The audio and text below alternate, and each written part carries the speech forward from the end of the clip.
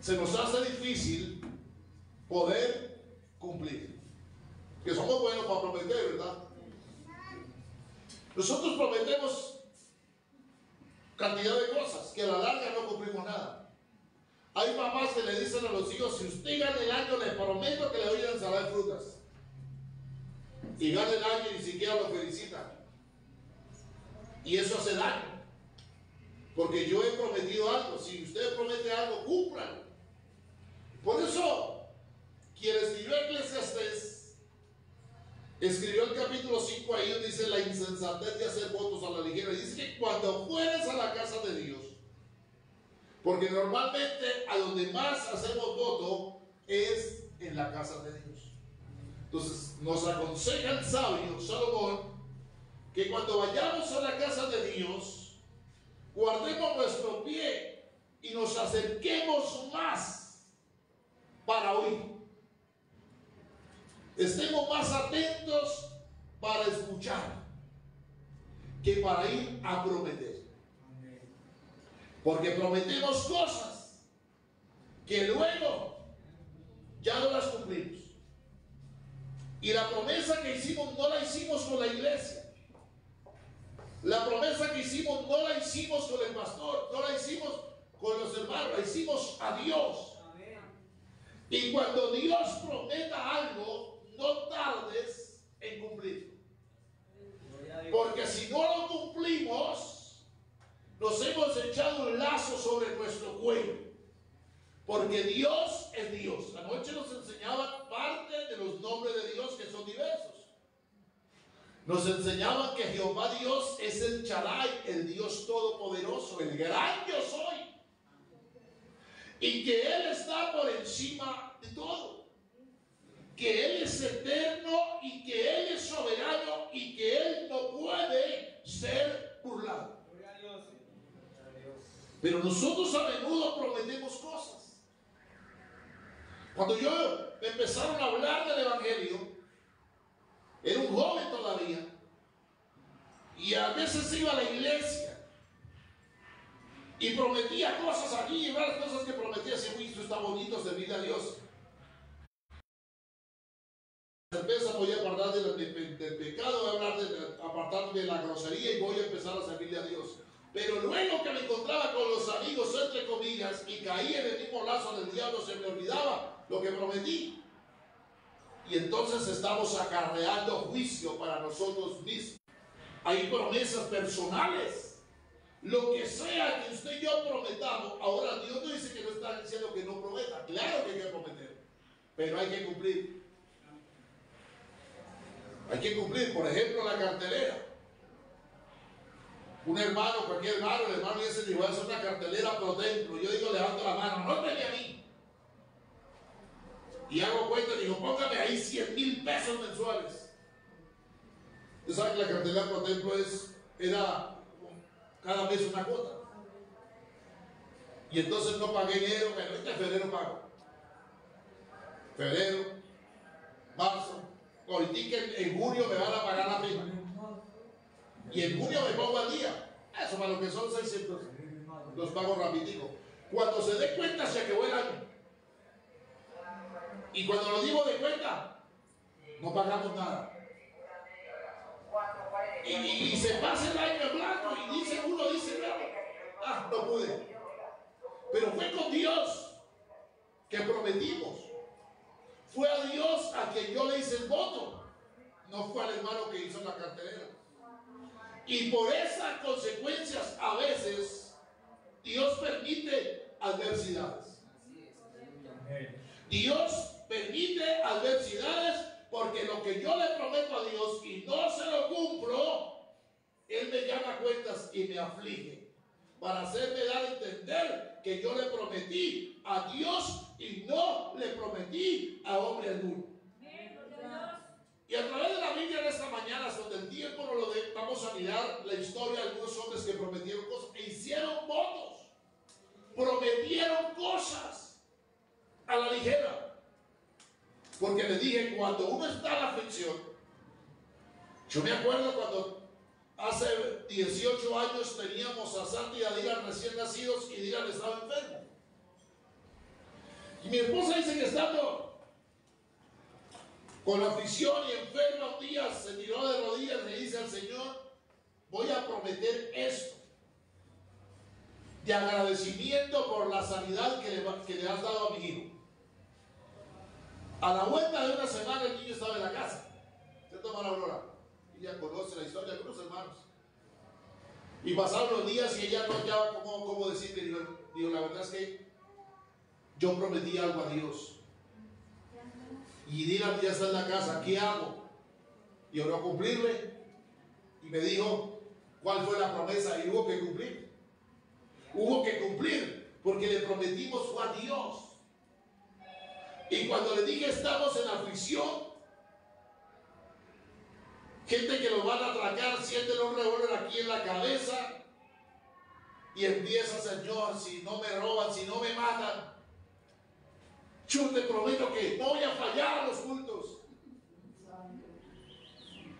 Y la misericordia de Dios, que no lo mataron, le hirieron, llega a la casa que le hace de corazón: ay, gracias a Dios. Y el culto, hoy verdad, hoy el culto. No, pero yo estoy cansado, mañana voy. Y terrible, ¿verdad? Y creemos que Dios puede ser burlado, que Dios fuera un niño. A los niños les prometemos una colombina, una chupeta, como dicen los hermanos de la costa. Al niño eso no le di. Pero él va creciendo y dice: mi papá siempre me promete y no me da nada. Como los papás que le sacan prestado al hijo: présteme que yo le pago. Y no le pagan. Estábamos cruzando por ahí, nos faltó algo y digo: y falta que empiece a correr acá. No habíamos pisado el umbral de la casa cuando digo: no sé bien que me está debiendo. Por si las cosas, yo sé que usted me paga, pero yo quiero estar seguro. Maravilloso Dios. Porque nosotros como humanos somos así. Los esposos, la esposa trabaja: ay, mi amor, présteme 200,000 que es para meterle al carro. Usted sabe que ahorita me pagan, yo le pago. ¿Le pagaron? A la otra quincena debía prestarle 50,000. Yo sé que usted igual platica para guardar. Yo sé que usted chucha la paga. Présteme. Usted sabe que yo le pago. Y nunca le paga. Son promesas falsas. Y no pagan. Hay que pagar. Hay que pagar, ¿verdad? Porque si a usted le hacen el favor, así sea su esposa, así sea su hijo, o así sea su esposo, maravilloso es el Señor. Entonces les dije: vamos a ver algunos ejemplos de hombres que prometieron a Dios a la ligera, y cuando se promete a la ligera y no se cumple, hay consecuencias. Este mensaje lo recibí yo hace casi 30 años y me dejó marcado en mi corazón, y he venido meditando en él de tiempo, porque yo era de los que yo les dije: yo era algo bueno para ofrecer. Y estaba el pastor dándonos esta enseñanza parecida a esta. Y nos daba el testimonio de un varón en un campo. Se hizo una campaña. Hay iglesias en los campos que se hacen campañas hermosas. Hay iglesias en los campos que son iglesias grandes, bonitas. Y un pastor en una vereda hizo una campaña. Invitó a un predicador, y ese hombre usado por Dios, la gloria de Dios caía, y ahí entre los oyentes había un hermano que tenía una finca buena, una hacienda,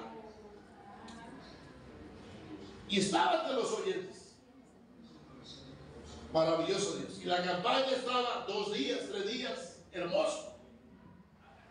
Y algunos prometieron cosas para ayudar de la campaña, porque eso demanda gasto. La campaña demanda gasto.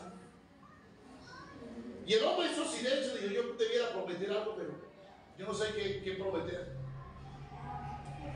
Iban de nuevo a la casa en la tarde, al almorzar y volver a la campaña, y había que pasar un río.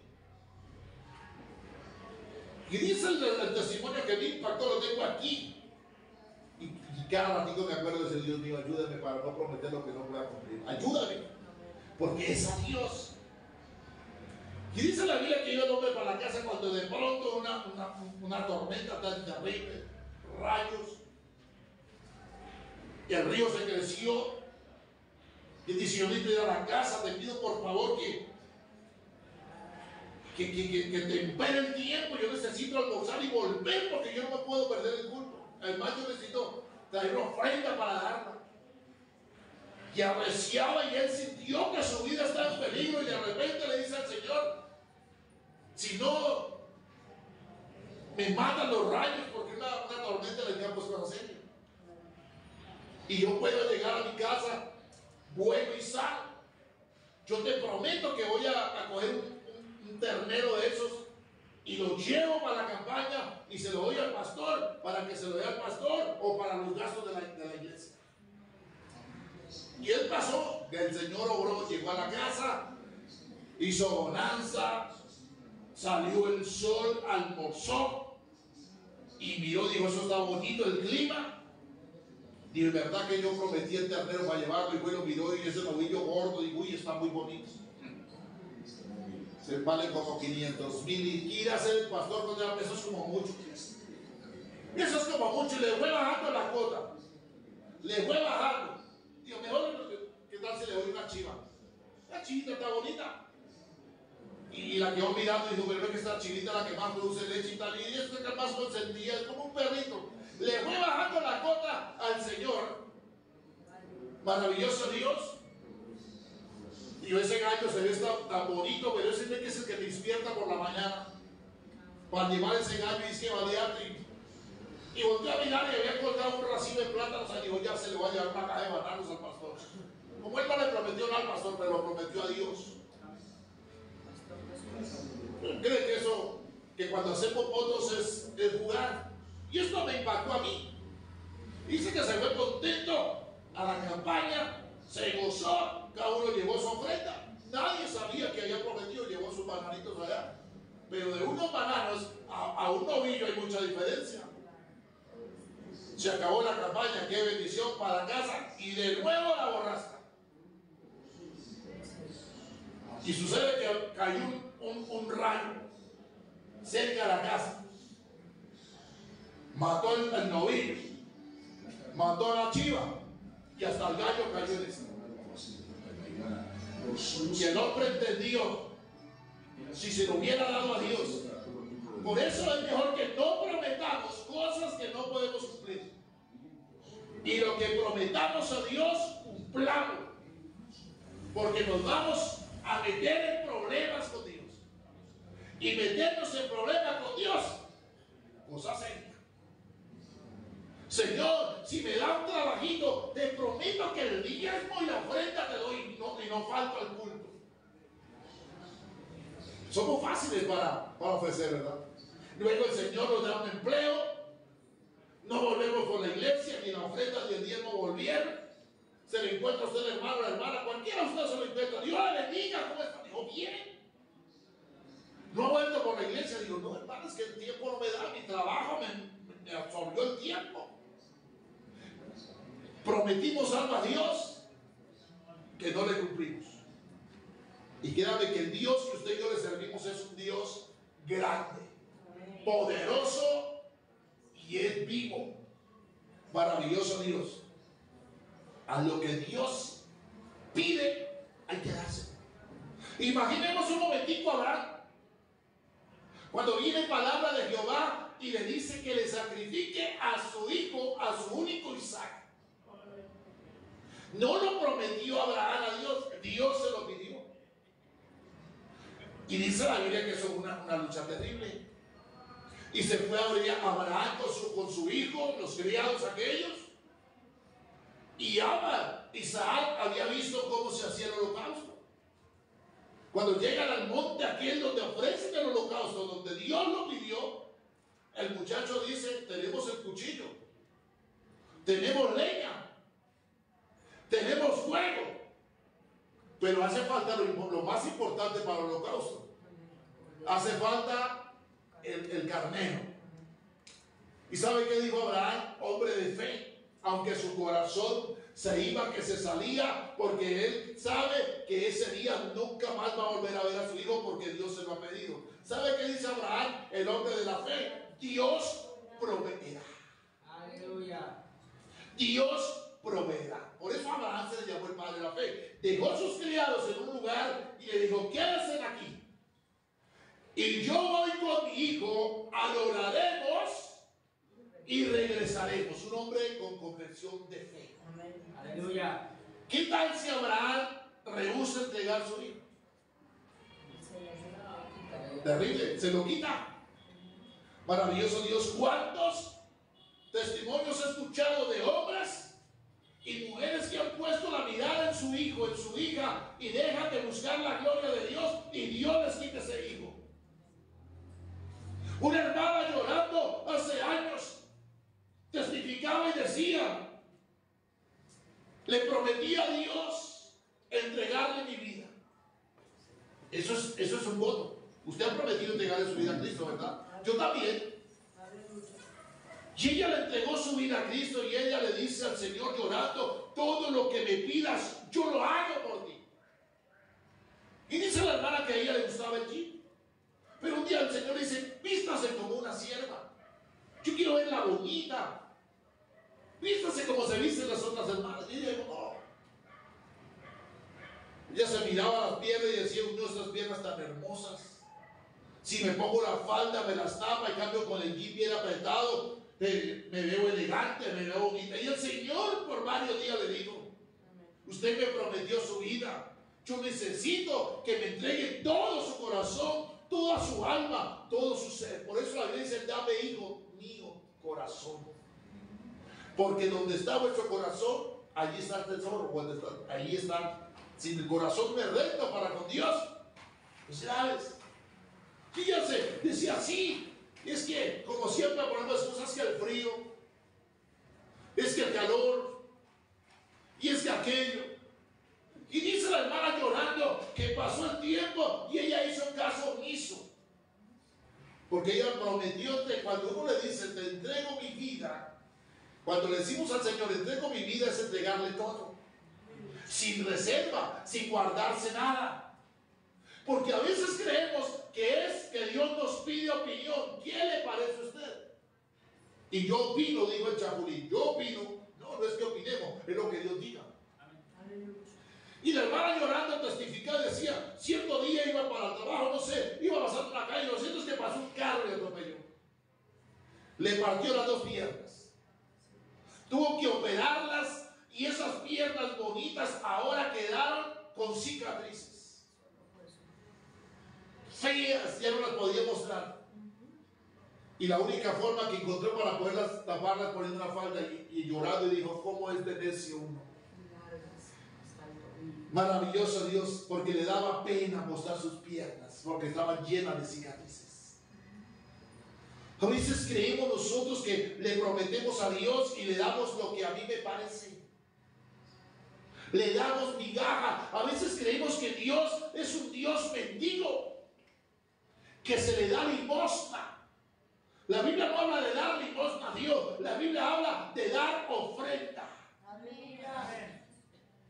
Y cuando se da una ofrenda, no solamente lo económico, una ofrenda es nuestra propia vida. Darle a Dios es dar lo mejor.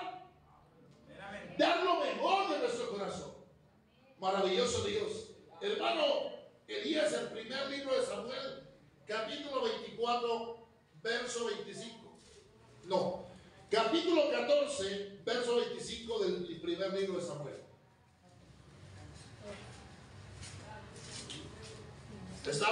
Estamos hablando de la insensatez de hacer votos a la ligera. Primer libro de Samuel, capítulo 14, verso 25. Dice la palabra de Dios: y todo el pueblo llegó a un bosque donde había miel en la superficie del campo. Amén. La Biblia nos habla que Saúl desobedeció. ¿Quién fue Saúl? Rey de Israel. El Señor escogió a Saúl porque el pueblo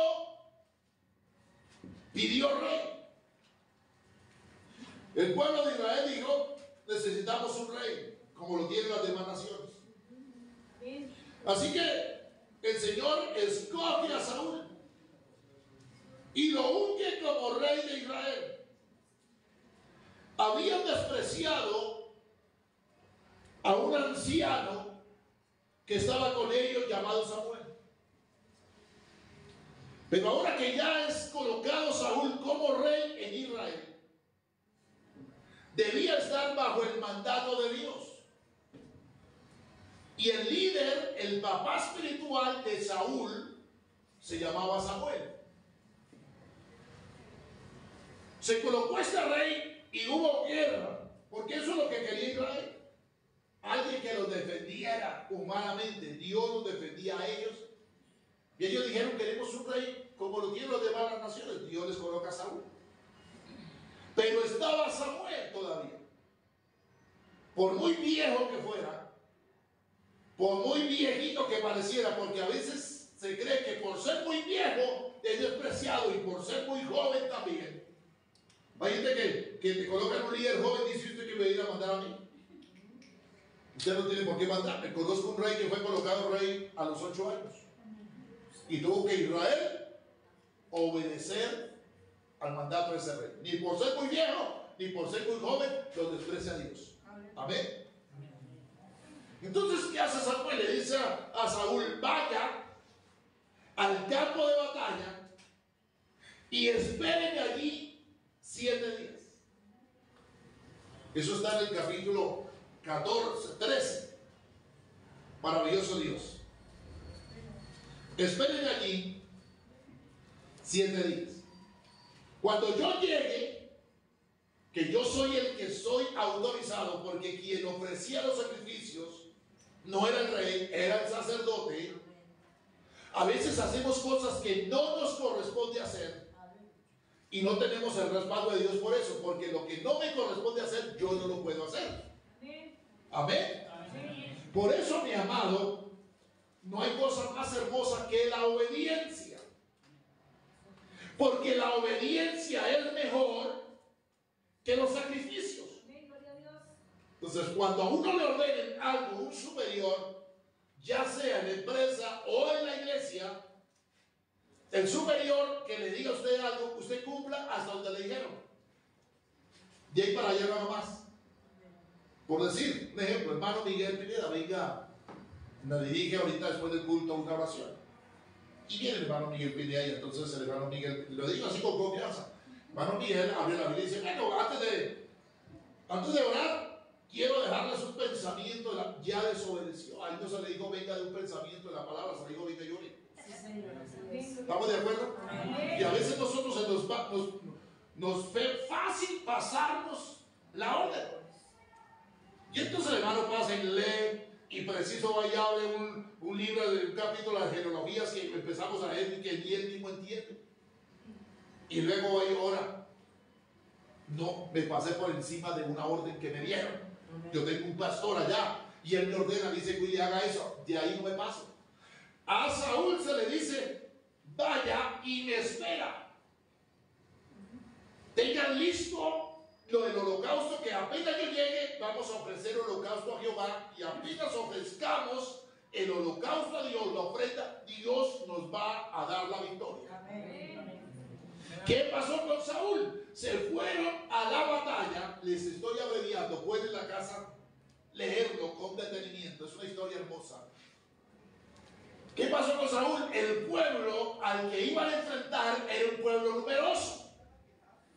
Y el pueblo de Israel tuvo miedo de sus enemigos y se escondieron en cuevas, en cavernas, y algunos desistieron y se regresaron para casa. Saúl tuvo miedo de que el pueblo se desertaba, que ese es el término del que va al ejército, lo toman por soldado y se vuela, se llama desertor. ¿Cierto, hermano Eliezer? Desertó de la milicia. Y eso tiene consecuencias, castigo. El hombre, el líder que estaba ahí, el comandante del pueblo de Israel era Saúl. Se apresuró, digo, no, el viejito este ya no vino, seguro se le olvidó.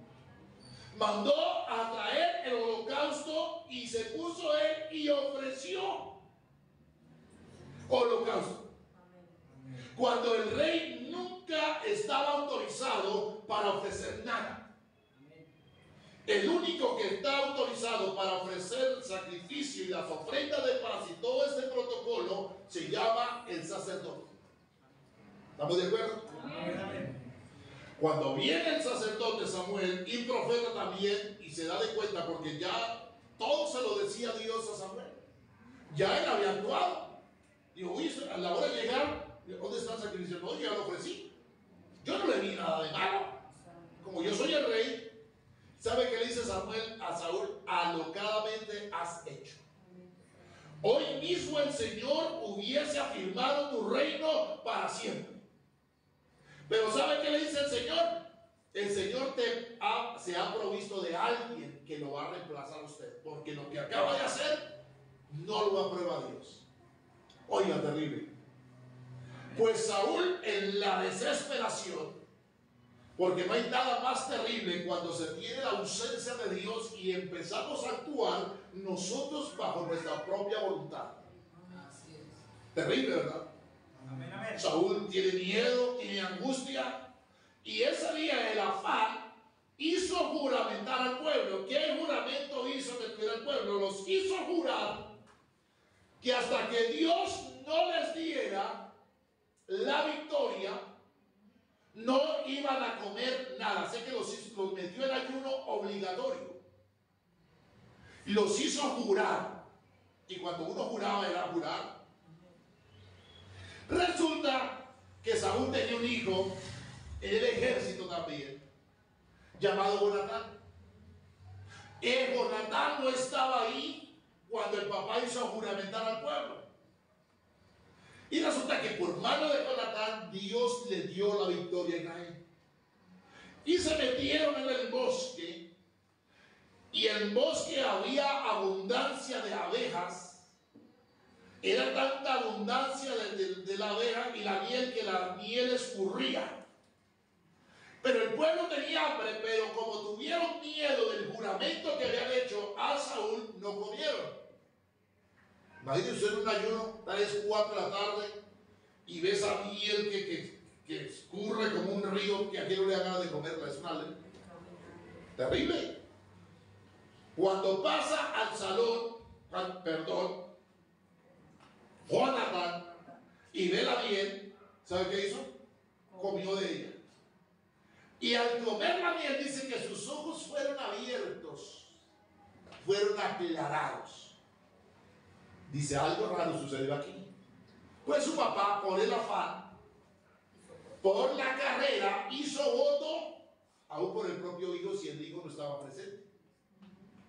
Cuando sabe Saúl que Jonatán comió, dijo que había que matarlo. Oiga, te arribas. Ve hasta dónde desencadenan las cosas cuando hacemos las cosas mal. Y el pueblo se rebeló contra Saúl. Y usted puede ser muy el rey, y usted puede decir lo que sea, pero a Jonatán no lo va a matar, porque por Jonatán hemos tenido nosotros la victoria. Así que es una historia terrible. ¿Cómo termina Saúl? ¿Cómo terminó Saúl? Saúl termina yendo a la casa de una bruja. Cuando estaban en Israel, la orden de la ley de Dios era a los brujos y encantadores y adivinos y hechiceros desterrarlos o quemarlos. Esa era la ley, y eso lo hacía Saúl. Que los brujos salían corriendo porque les tenían miedo. Le daban el informe. Hermano Saúl, allá en tal casa había una bruja, vaya a meterle candela. Entonces ella conoció, le tocó irse. Pero pasado el tiempo que la gloria de Dios abandona a Saúl por la desobediencia, más adelante vuelve y le barra porque lo mandan hasta Amalek. Y me dice, va y me destruye a Amalek y a todo lo que tiene, a bueyes, vacas y ovejas, no dejen a nadie comida. Esa es la ley, lo que Dios ordenó por boca de Samuel, ¿verdad?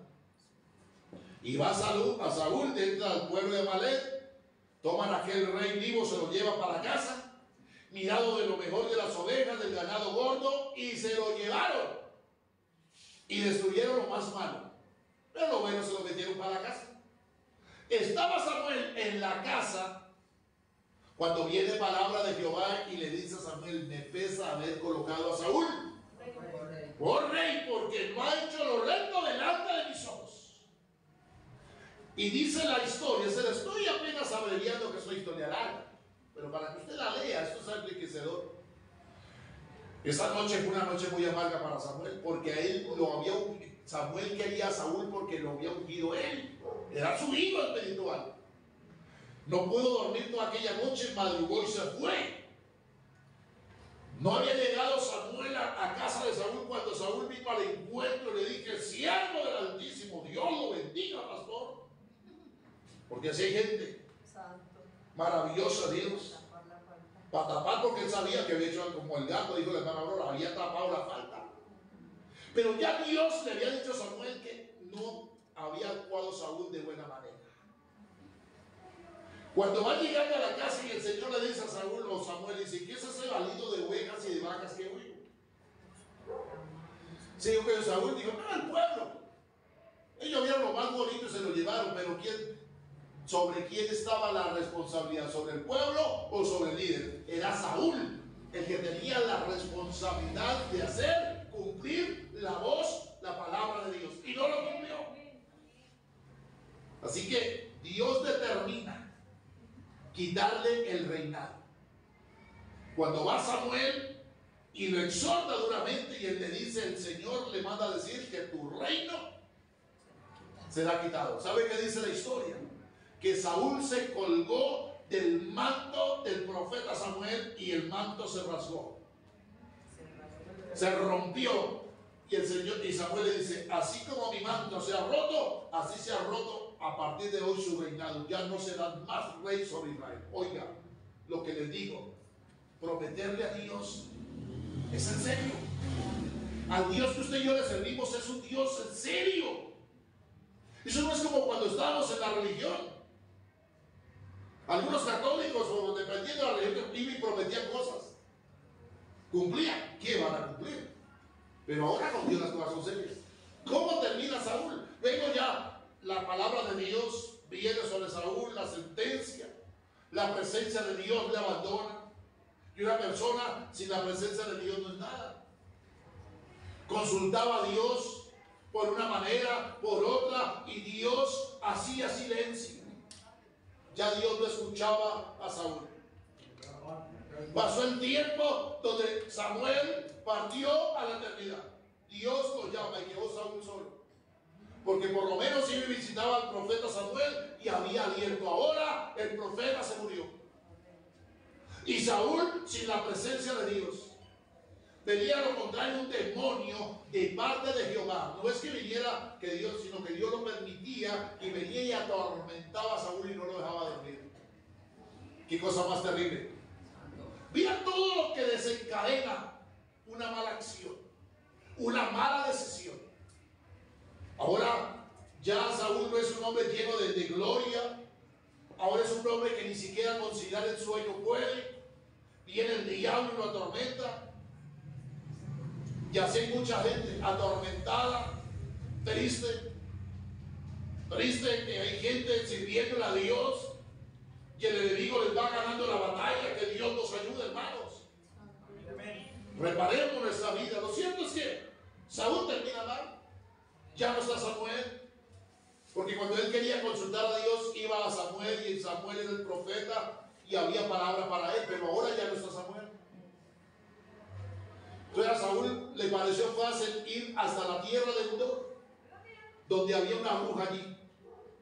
¿Qué hizo Saúl? Se llevó a los criados, se disfrazó y se fue de noche. Veas lo más bajo cuando cae un profeta en nombre de Dios. Y consultó a la bruja aquella. Y le dijo a la bruja, y le llevó dádivas de adivinación. Porque a los brujos, al que los visita, tiene que llevarles ofrendas de adivinación. Eso no es regalado. Eso no es regalado. El diablo es sin misericordia. Y llegó allí disfrazado de noche para que no lo conociera, a la consulta con la doctora aquella, la vidente aquella. Y va y le consulta y le dice: ¿qué necesita que haga por ti? Dijo: yo te pido que al que yo quiera me haga venir, que venga y me lo llame. Maravilloso Dios. Y ella le dice: ¿por qué me ha puesto en este problema? ¿Acaso usted no sabe lo que Saúl está haciendo con los brujos? Me está metiendo en problemas, yo no puedo hacer eso. ¿Y sabe qué hizo Saúl? Juró no le pasaría nada. Vea lo más bajo que cayó. Después de estar un hombre en el palacio, vestido de gala, teniendo cantidad de gente a su favor, a su lado que le servían, ahora está disfrazado. Ahora implorándole al mismo diablo que tenga misericordia de él. Amén. ¿No le parece? Dice. Y dice que le juró que no le pasaría nada.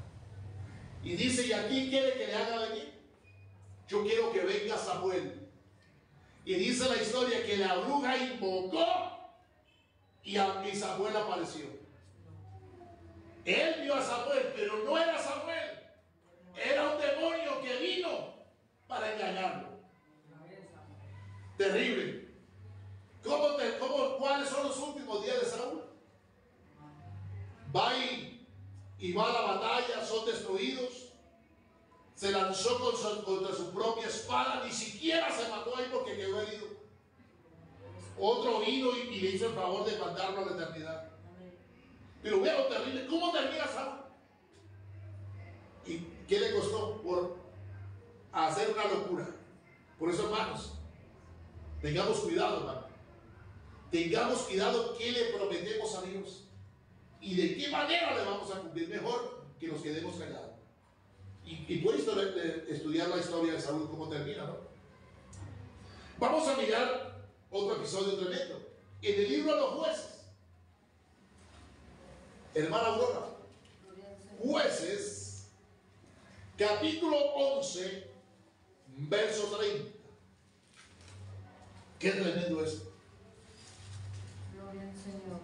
Jueces, capítulo 11, el verso 30. Gloria al Señor. La palabra del Señor dice: y Jefté hizo voto a Jehová diciendo: si entregares a los amonitas en mis manos. Jefté, hace unos días le estaba hablando acerca de los jueces que Dios proveyó para Israel para libertarlos. Pues este Jefté, un hombre valeroso. Dice la Biblia que este Jefté era hijo de una mujer ramera. Amén. Su papá lo llevó para casa y su papá se consiguió otra esposa, que es Galad. Puede leer la historia en la casa. Yo apenas se la hablé yo acá.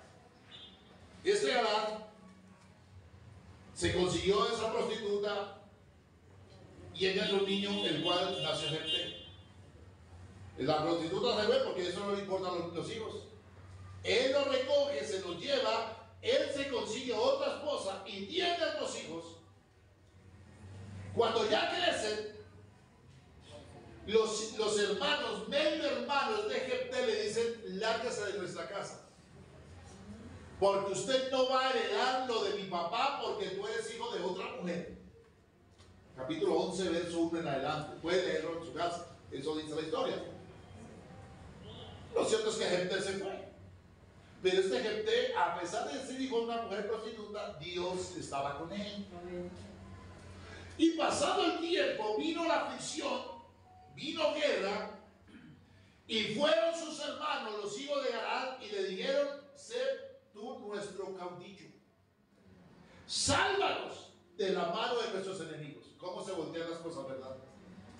Y él dice: no, bueno, ustedes los que me echaron de la casa, yo no tengo nada que ver con ustedes. Le imploraron, le rogaron que fuera el caudillo de ellos y los libertara. Y empezó Dios a usar a Jefté. El verso 30, que la hermana acaba de leer, Jefté hizo un voto. Maravilloso es el Señor. ¿Qué voto hizo? Si el Señor entregara a mis enemigos en mis manos, maravilloso es el Señor. El primero que salga a recibirme cuando yo regrese de la batalla será para usted. Es lo que Dios, lo que este Jefté hizo. Maravilloso es el Señor. Y él nunca se imaginó qué había sucedido. Por eso les digo, es mejor miremos bien qué es lo que estamos prometiendo. No dice que Dios nos mete por la aflicción y luego después a reclamarle a Dios: ¿acaso no eres Dios? ¿Acaso no eres que prometió esto y por qué me pasa esta aflicción? Pero ¿qué he hecho yo para ganarme eso? ¿A usted le pareció bien? Y usted dice, el primero que salga, cuando yo regrese a la batalla a recibirme, cualquier criado, cualquier persona, a ese lo sacrificaré y lo entregaré en holocausto. Y Dios le dio la victoria. Dios le dio la victoria. Pero qué sorpresa cuando regresa el hermano Jefté, el juez de Israel, victorioso, porque llevaba la victoria en sus manos. Dios le había dado la victoria, pero la primera que sale a recibirlo es la hija de Jefté. Una niña hermosa, virgen. La única hija que tenía el hermano Jefté. Sale a recibirlo danzando y lo abraza y dice, papito, yo te amo, pero el corazón de Jefté estaba vuelto una nada. Y ella vio el semblante de su papá.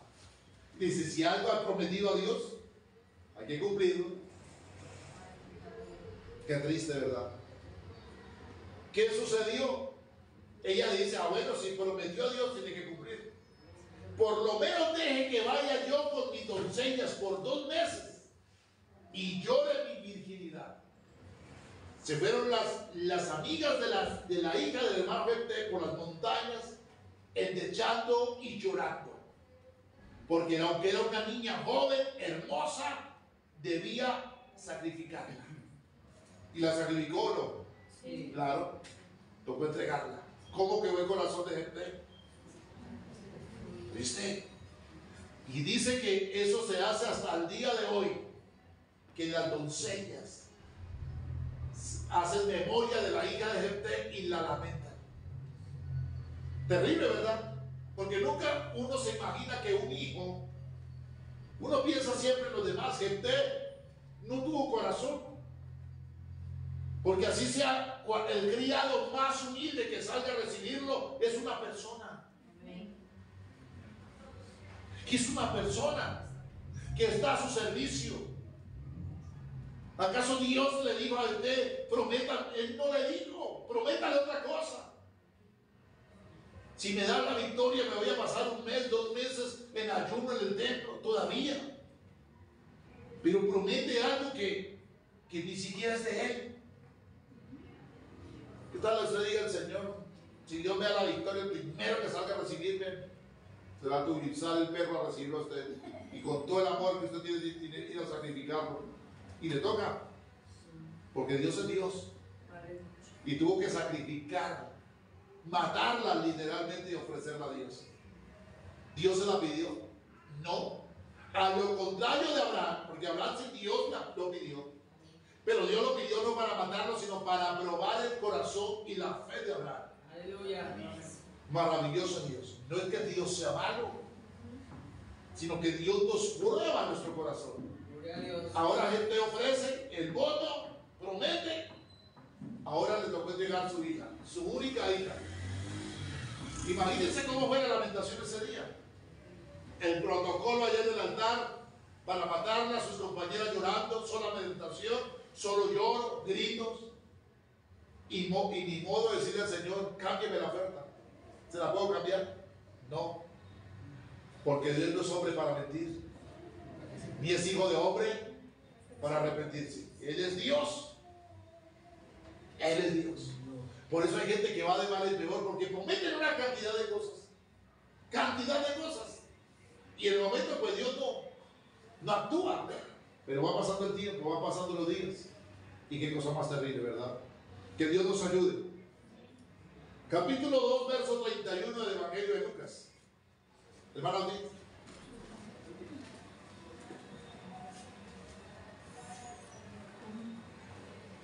capítulo 22. Capítulo 22, verso 31. Del Evangelio de San Lucas. Dice San Lucas 22, 31.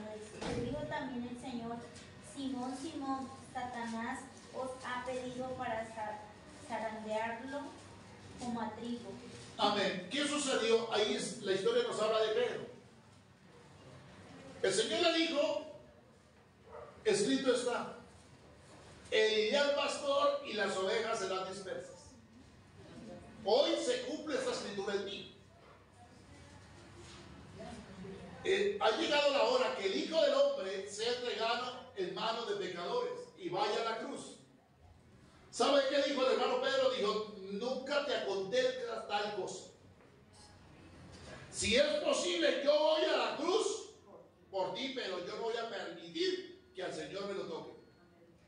Y lo que dice el Señor, Satanás lo ha pedido para zarandearlo con matrico. Maravilloso es el Señor. En el verso 54, ¿qué dice? Hermano Tito, del mismo libro. 34. 54 del mismo capítulo, 22. Dice, lo prendieron, lo llevaron y lo condujeron a casa del sumo sacerdote y Pedro le seguía de lejos. Amén. En unas horas había prometido que la vida daría por Cristo.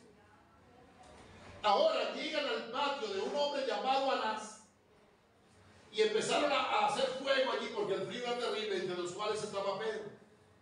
Pero ya Pedro, ese que prometió ir a la cruz del Calvario, ahora le seguía de lejos. Como hay muchos cristianos por ahí. Yo no soy cristiano, pero de vez en cuando eso me tiene que decir eso, ¿no? De lejos. De lejos, que ustedes son tan anticuados, metidos allá, ahora metidos en la iglesia.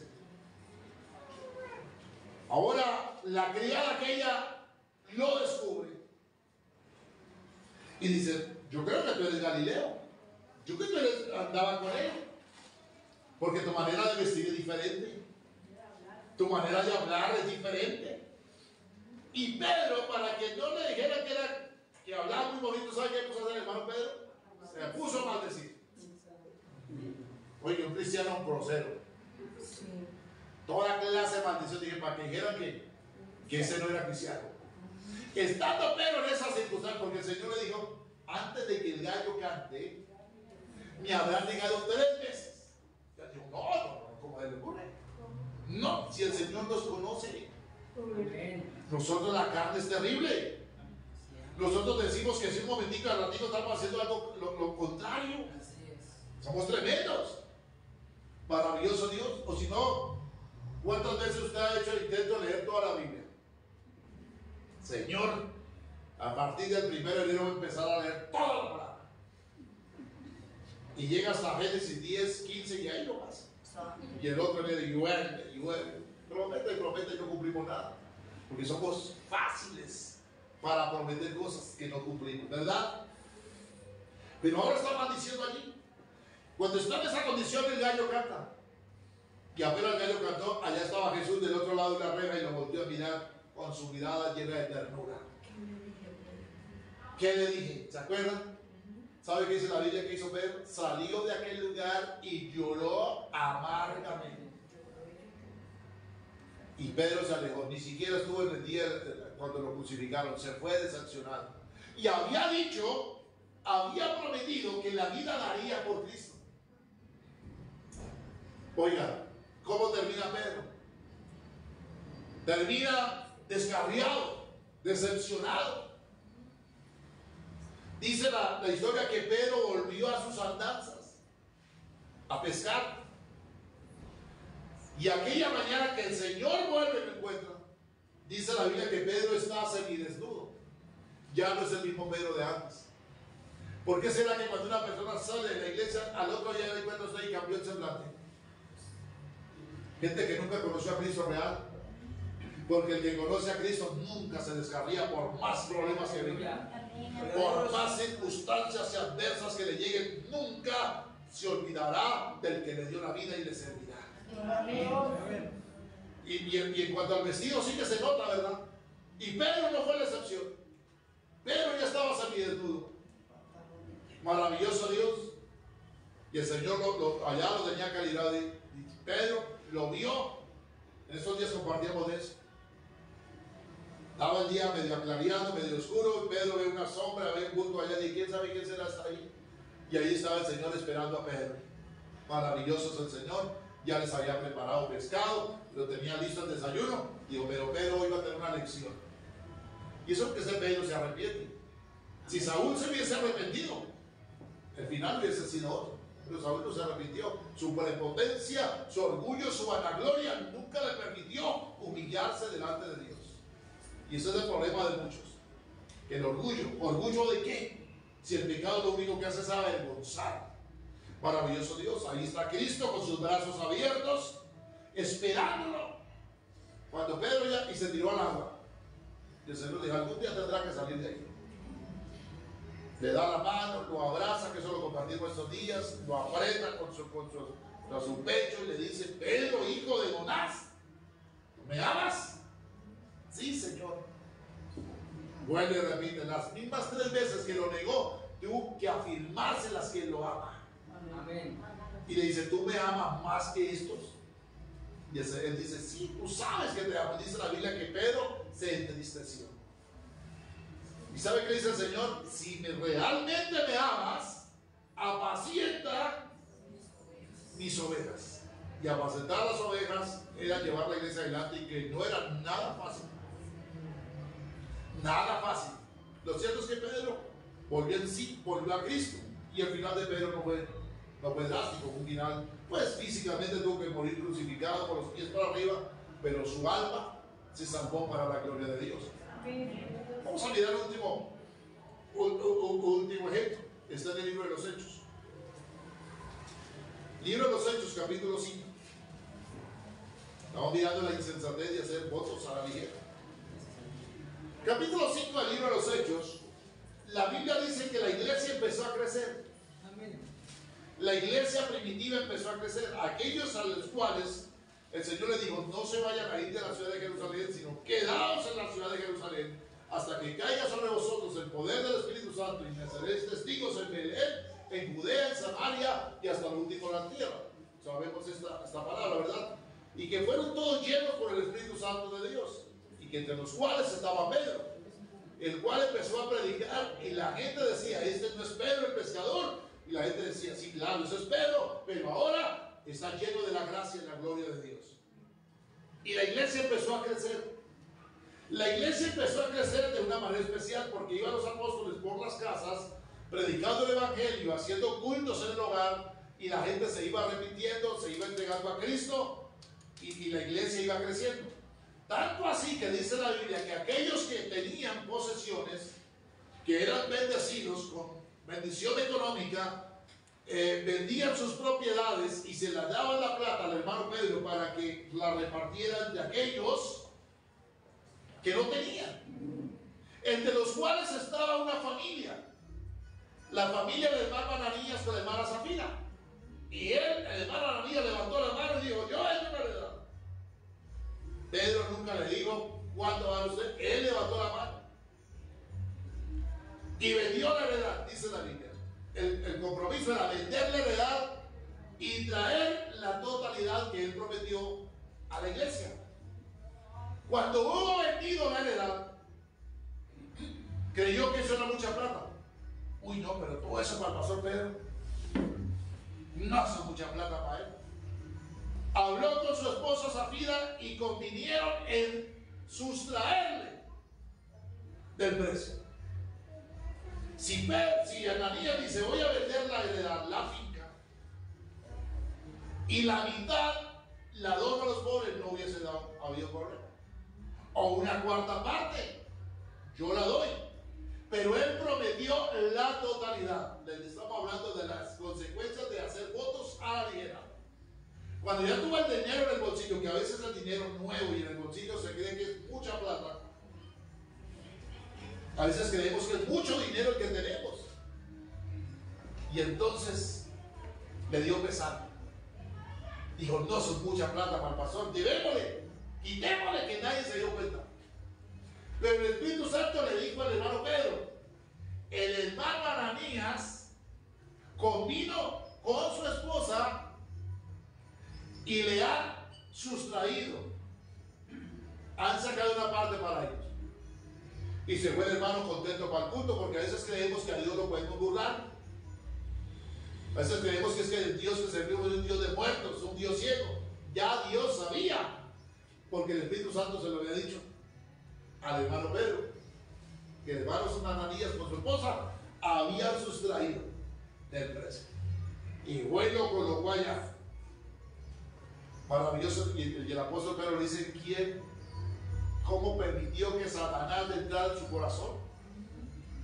¿Cómo así que le sustrajeron parte de lo que usted prometía? Usted lo prometieron a Dios. No, eso es el precio. Estaban en eso. ¿Sabe qué sucedió con el hermano? Cayó muerto. Maravilloso Dios. Y la orden, ahí entiérrenlo. Como al lapso de algunas horas, llegó la hermana Sabina, contenta, taconeando para la iglesia. Venía un poco tarde. 3 horas. Imagínense qué orden para el culto también tenía la hermana. Ya hacía 3 horas que había comenzado el culto. Llegó a la meta, taconeando y sacando pecho. ¿Por qué no ministra en su corazón atentar al Espíritu Santo de Dios? ¿Entendieron en tanto la heredad? Sí, en tanto. Y ahí vienen los pies de las personas que sacaron a su marido muerto. También te sacarán a ti. ¿Qué sucedió? Ay, cayó en las hermanas Samira. ¿Habían podido evitar todo eso?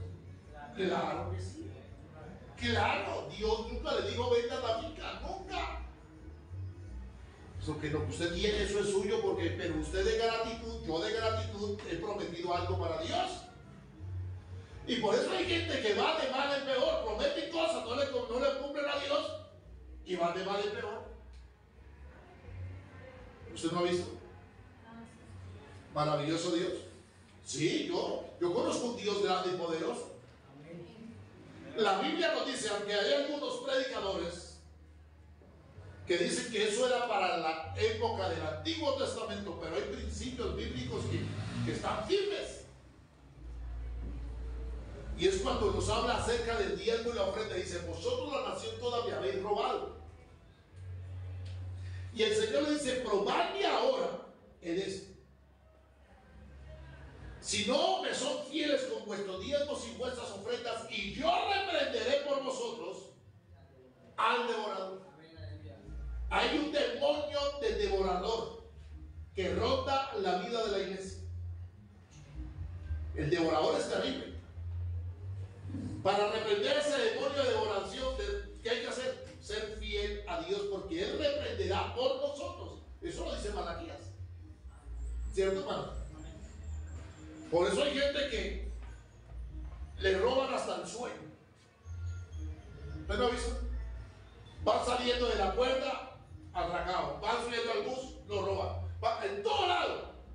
Ese es un demonio de devoración. Que el único que tiene el poder para reprenderlo por nosotros, o sea, Él lo hace, se llama Jehová Dios. El día que usted y yo entendamos eso, seremos fieles a Dios. Gloria a Dios. Es que ese devorador es terrible. Ese devorador es tenaz, porque es un devorador de ruina. Pero cuando usted le es fiel a Dios, todo lo que usted tiene está bajo la cobertura de Dios. Pero quien no está bajo la cobertura de Dios, el diablo le devora cosas. A veces decimos que para dar el 10% de la iglesia, eso no es el mensaje, pero estamos abriendo referencia a las niñas. Eso es mucho. Eso es mucha plata. Y me voy para la casa yo a ver mi partido del Real Madrid. Uy, se quemó el televisor. Uy, ahora. El técnico, venga, me recuerda el televisor. ¿Cuánto vale? Se lo arreglo en 300 y eso no le garantizo. No, yo con el arreglo. No llevé 30,000 pesitos a la iglesia que me correspondía dar porque dije que eso era mucho. Ahora me cobran 300. Ahí está el devorador robándome 270,000 pesos más por encima. Y haga cuenta si verá que le estoy diciendo mentiras. Así es. Así es, hermanos. Por eso, al Dios que usted y yo servimos es un Dios vivo y real. Entregue todo en las manos de Dios. Así sea un pedazo de cicla. Conságrenlo en las manos de Dios.